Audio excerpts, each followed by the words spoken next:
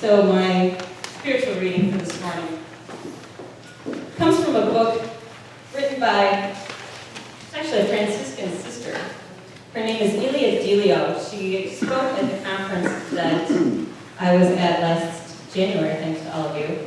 But she also has a master's in biology, a PhD in pharmacology, a master's in theology, a PhD in history, historical theology, plus she specializes in science and religion with interests in physics, neuroscience, and evolution.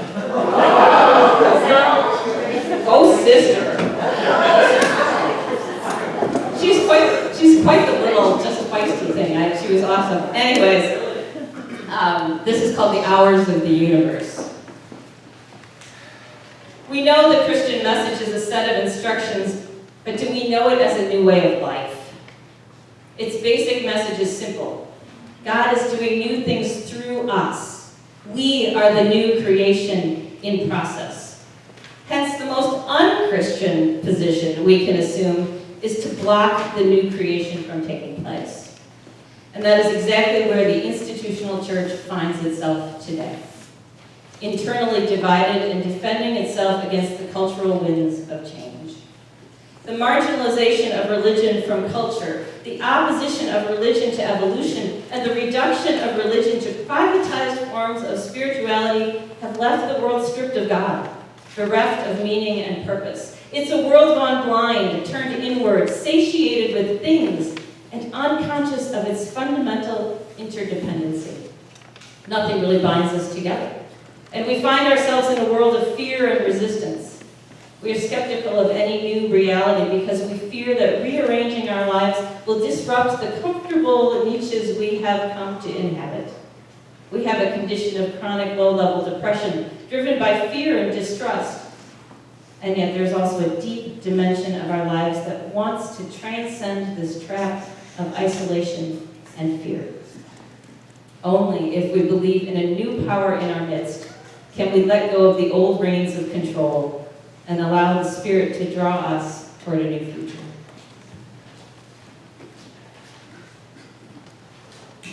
I took up all that airtime because Robin's only got one line for you.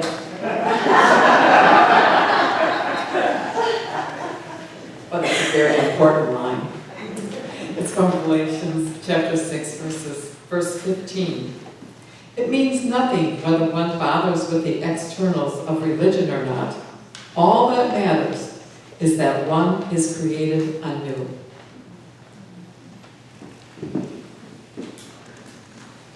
Would you pray with me?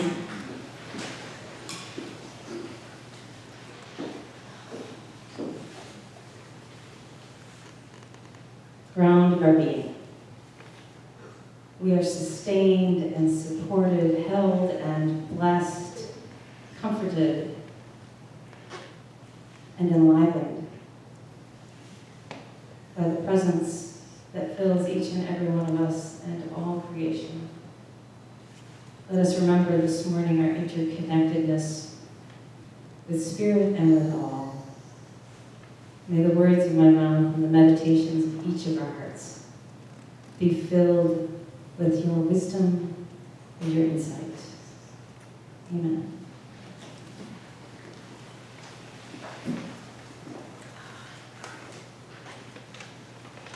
So Sister Delia says, God is doing new things through us. We are the new creation in process. I'm going to move you folks back just a tad. 12 years ago when we started Sacred Journeys, that was exactly true. God was doing something new, and we were the new creation in process. When I read this passage from Sister Ilia, it reminded me of why we came to be. You see, 12 years ago, a group of us were faced with an institutional church that was exactly like she said. Divided and defending itself against the cultural winds of change. And something in hitting that brick wall released the Spirit in a really It's probably language I don't even use very much. But it felt like we were being encouraged by the Spirit to do something new, to be something new, to be the change we wanted to see, to use Gandhi's words. Right? She talks about part of the issue in society today, which is the marginalization of religion. What does that mean to you? If I say the marginalization of religion, what does that mean? Those are really big words. Hold on. Beth first. It's not a main focus in your life. It's not a main focus in your life or in society's lives, perhaps. That's Right? a lessening of importance. A lessening of importance. I saw another hand. Like a narrow lane. A narrow lane. Okay. Anybody else want to try? The marginalization of religion. Separation, disenchanted. People are getting disenchanted. Separation. When I think of somebody who's marginalized, it's somebody that's looked down upon, a section that's seen as, kind of not as good as, right? So the marginalization of religion says to me that in a way, society is looking down on folks who claim a religion and saying, oh, they're those people, right? They're the people who are narrow-minded, or they're rigid, or they're non-thinking, non-scientific simpletons who believe in an ancient religion and worship an ancient God. The marginalization of religion. And so the question becomes, what are we going to do with that? The old religious answers are not working so much for folks anymore. In 2011, when we started Sacred Journeys, there was a survey done. If you know the Pew Research Center, they do all kinds of religious surveys and other surveys. At that time, 2011, 75% of people in the U.S. claimed the label of Christian. 10 years later, in 21, that was down to 63%. I'm thinking it's probably about 60% by now. In that same time period, 2011, those who said that they claimed no religion at all were 16%.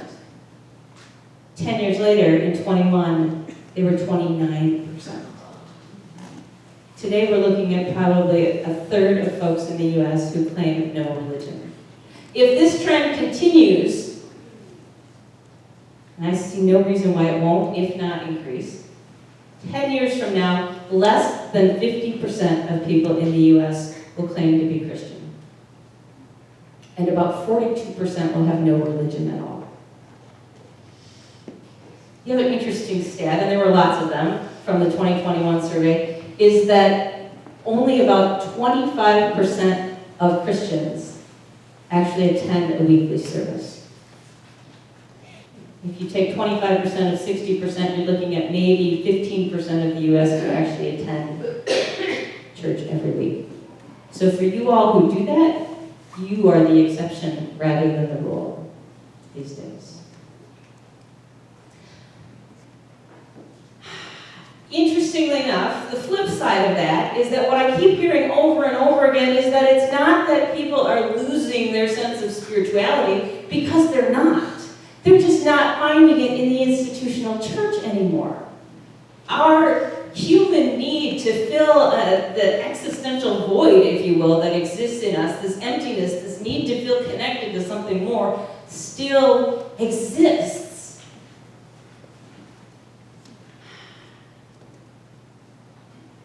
Our younger generation, probably, who is even more disenchanted with church than our older generation, still has all of the deep questions of life.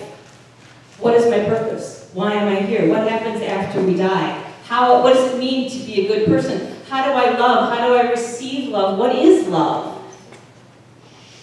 And on and on. All of those questions are still out there seeking answers. And so a lot of folks now are turning to more privatized ways and more solitary ways of connecting to spirit. Maybe you saw the group of folks doing yoga outside this morning. They do that often in the summer. It's one of the ways people are turning to a different type of spirituality, or meditation, or walks in the woods. But those are like, maybe the 1 tack or 3 tacks, right? They're not a whole group of tacks holding up a balloon like a place like this. Community is different. The feeling is different. The strength and the vibrancy and what can be done in a community is different. And I'm not saying that those things aren't good. They're beautiful.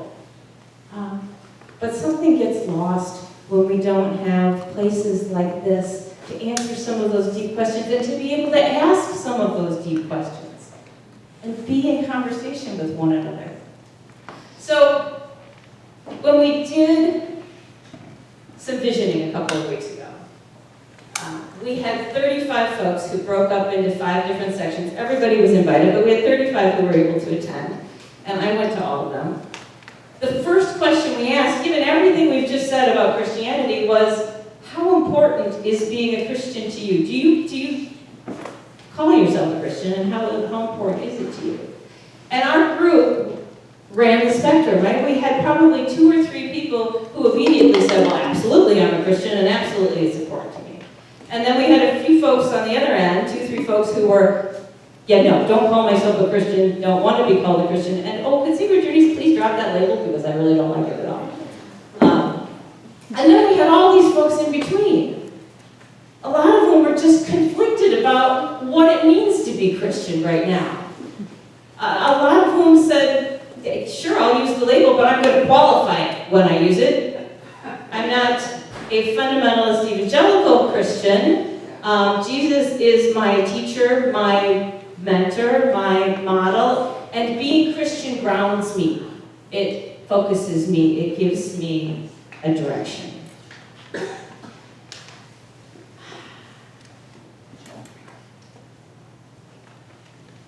So it's an interesting dynamic that we have in this place. I was talking to my son, Jordan, who's 30 now. I don't know how that happened. And his wife, I don't know how that happened either. But I was talking around the campfire this summer. God bless her, she's got a list on her phone of all kinds of religious questions she wants to talk about.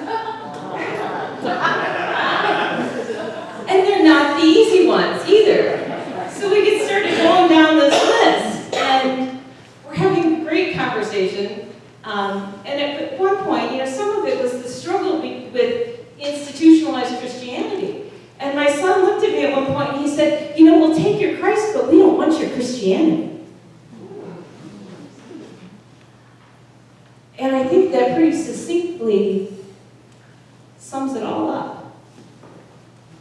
We had one person in one of those groups who very astutely said that Sacred Journeys offers a place that makes people's decision not an either-or decision. Not a black or white, I'm in or I'm out of Christianity.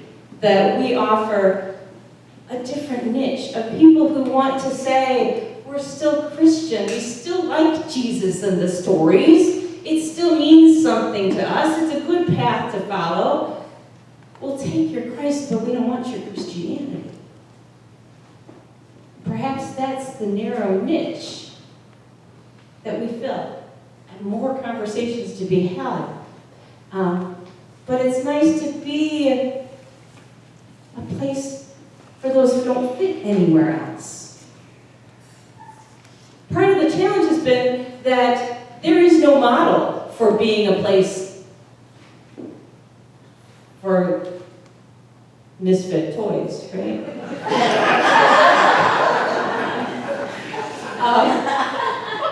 Aside from maybe Rudolph, the red-nosed reindeer, in the land of misfit toys, we'll all have to get an island somewhere where it's cold. Okay, it can be warmer. So we have done our best as Sacred Journeys to try and be a different place. Most traditional churches have a model where if you want to be a part of them, first you have to believe everything they believe. And then you have to behave the right way, make sure you do the right rituals and have the right tradition. Then you belong. Sacred Journeys wants to be the other way. We want to say, no, everybody belongs. And then we'll talk a little bit about what we believe. And then maybe after we've belonged and we feel comfortable and good with each other, maybe after we've had some conversation, maybe that'll inform how we behave with one another and how we behave in the world. But it's about belonging.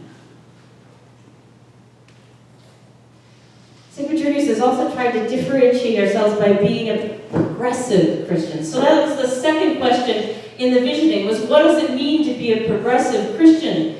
And if you're trying to explain that to somebody else, what does that look like? And so folks said, well, that means we're inclusive and we don't have doctrine or dogma and we take the Bible seriously but not literally. It means we can think and we can question. It means that we can grow and we have that we're more fluid. I'm not sure we're all 100% on top of what exactly progressive Christianity is. And in fact, I'm not sure if you look out there for progressive Christianity that they all know what they are.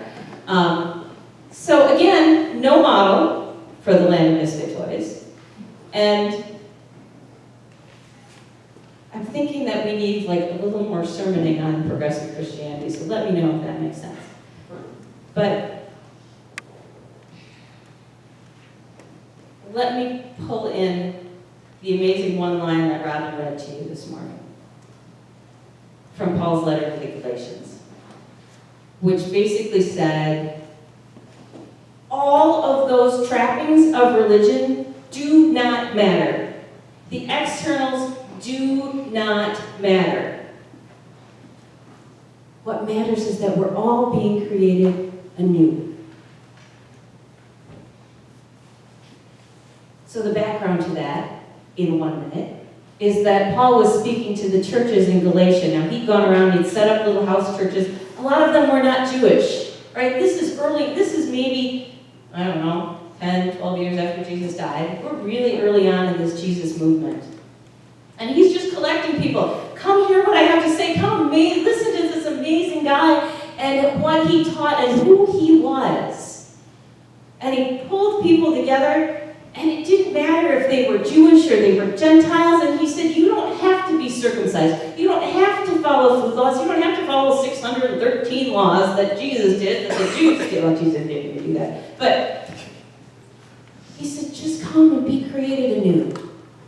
That's all that matters. And then he went and started more house churches, and some new teachers came in and went, no, absolutely, Jesus was a Jew. You have to be a Jew first. You have to be circumcised. You have to follow the food laws. You have to do whatever, and then you can be part of the movement. See? Believe, behave, then you belong. Jesus went, you belong. Period. And that's what Paul was doing. All that other stuff doesn't matter. What matters is being created anew. What does that look like? If I ask you that question, what does it look like to be created anew?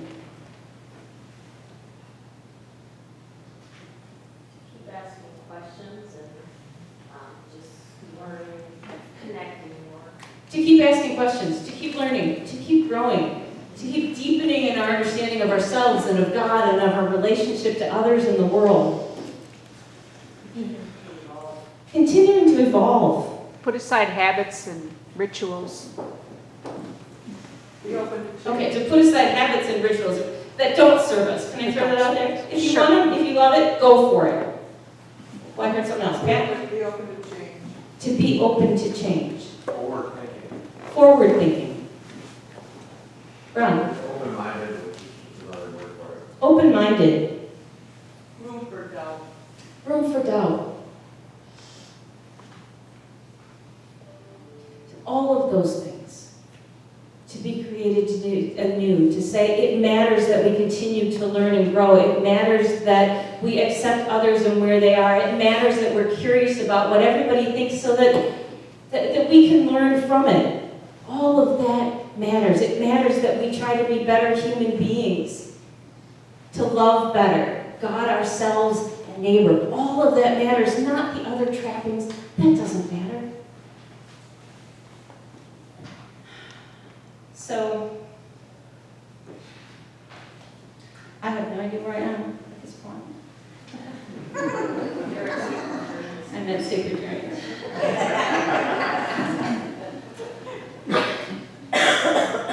When asked in the visioning, what was the glue that held Sacred Journeys together? Want to guess how many people said it was our beliefs and our dogma and our doctrine? Zero, right? None of those things, none of those externals of religion are what hold us together. What holds us together, people said, is our warmth and our acceptance. Not tolerance, let's be clear, our acceptance, our support of one another when it's needed. What holds us together is our ability to question, our ability to listen, our ability to learn and to grow. Those are all the kinds of things that hold us together. The very last question was, what do you need going forward? And I'm pleasantly surprised to say, for the most part, folks need what we're really mostly doing. Need a place to belong. Need a place to be who they were created to be. To be accepted as is, so that we can learn and grow and evolve together. A place of love and of light and of great music and of, oh, by the way, inspiring, relevant sermons, no pressure, very, yeah, thanks.